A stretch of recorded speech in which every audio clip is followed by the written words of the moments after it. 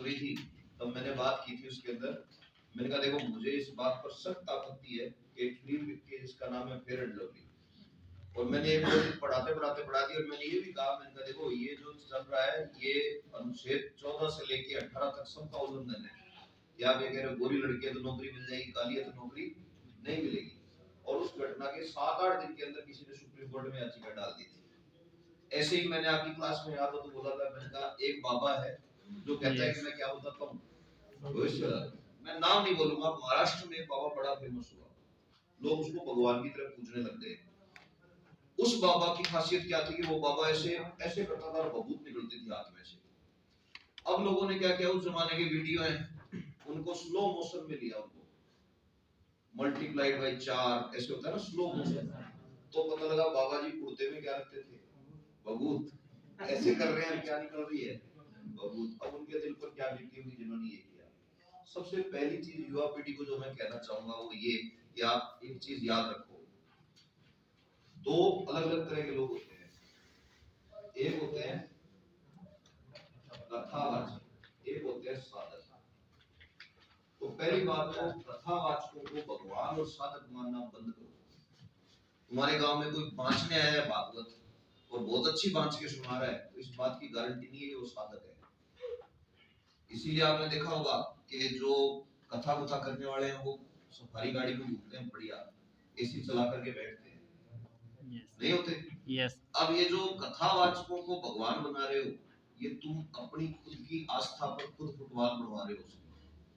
अब बात आती है कि साधक, तो जो भी साधक होगा वो हमेशा इन चीजों से दूर जाएगा और वो चुपचाप अंदर बैठेगा, खुद के अंदर की यात्रा करेगा। अब आती बात ये साफ सिद्धियां होती है, लेकिन जिसको सिद्धि हो जाएगी वो कभी भी प्रसिद्धि के पीछे नहीं भागेगा। सिद्धि और प्रसिद्धि तो अलग अलग चीज है ना। अब आती है बात कि भाई वो बाबा क्या कर रहा है, कैसे कर रहा है।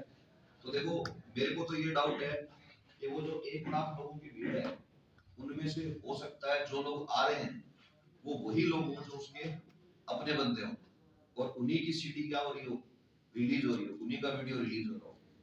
अदरवाइज इतने ही अगर अंतर्यामी हैं, कोरोना का क्यों नहीं बताया, बता देते करोड़ों लोगों की जान बच जाती। और बालाजी महाराज ऐसा क्या भेदभाव करने लग गए कि उन्हीं पे कृपा हो रही है उनकी। बालाजी तो आपका मेरा सबका है ना, नहीं है?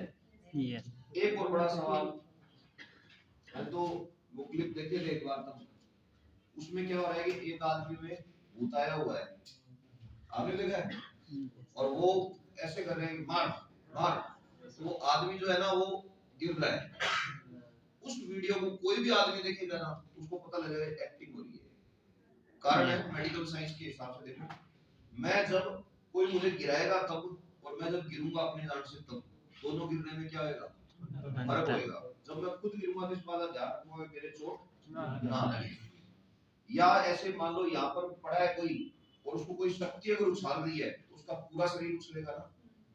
लेकिन अगर वो खुद नाटक कर रहा है तो क्या होगा कि उसका शरीर बीच में से उठेगा, क्यों, वो हाथ और पैर टिका कर उठाएगा। उनके और वीडियोस में क्लियर कट मिल जाएगा आपको। अब इन लोगों को कानून का संरक्षण अप्रत्यक्ष रूप से प्राप्त होता है कि अगर आप इनके खिलाफ मुकदमा करोगे तो आपसे पूछा जाएगा पहली तारीख पर ही कि इन्होंने आपको बुलाया था क्या, तब आप क्या कहोगे कि नहीं। दूसरा पूछेंगे इस बात का सबूत लाओ, इसने गारंटी दी थी कि ये होगा, है आपके पास नहीं है। तो ऐसी कंडीशन में बातें वही हो जाती है जैसे गंगानगर क्षेत्र में आया था एक शेरवाड़ा बाबा, राजस्थान में, उसने अरबों रुपए कमाए थे, करोड़ों नहीं कितने अरबों।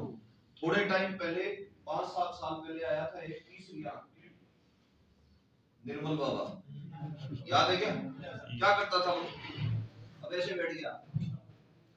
एक महिला आई आकर के बाबा जी मेरा बताओ, तो बस तू चुप हो जा, अब मैं बताऊंगा, तू तेरी समस्या मत बताना। हाँ जी बाबा जी। और बाबा ऐसे आंख बंद करके, मुझे आपके घर में काले रंग का एक बटुआ दिखाई दे रहा है। कि हाँ बाबा जी, हाँ हाँ, बस कृपा वही रुकी हुई है, उसको आज से बुरा कर दो, जलेबी खरीदो, ऐसे बाकायदा उसके वीडियो बनाए और ऐसे लटका लो जलेबी, और सारे घर वाले सुबह सुबह धागे से और उछल उछल के उसको क्या करनी है, खानी है। ठीक है जी बाबा जी, जय हो बाबा जी। अब आओ फलाना दूसरा आदमी, तीसरा आदमी, और आपको हैरानी होगी उसके दरबार में मात्र 20 वीडियो रिलीज हुए उसके ऐसे, और उसके दरबार में करोड़ों लोग आने लगे, लाखों नहीं करोड़ों। हर बंदे से लेता था 1000 रुपए, और धार्मिक दान पे टैक्स नहीं है। तो दान बता करके क्या की, वो कमाई करी। बाद में केस हुआ, केस हुआ तो कोर्ट में वही हुआ, ये पूछा गया आपको जबरन बुलाया था कि नहीं, आप क्यों गए कि मैं चेक करने गया था। तो बेटी को पूछ लो जज साहब इनसे, नहीं संतुष्ट है 1000 वापस ले जाते।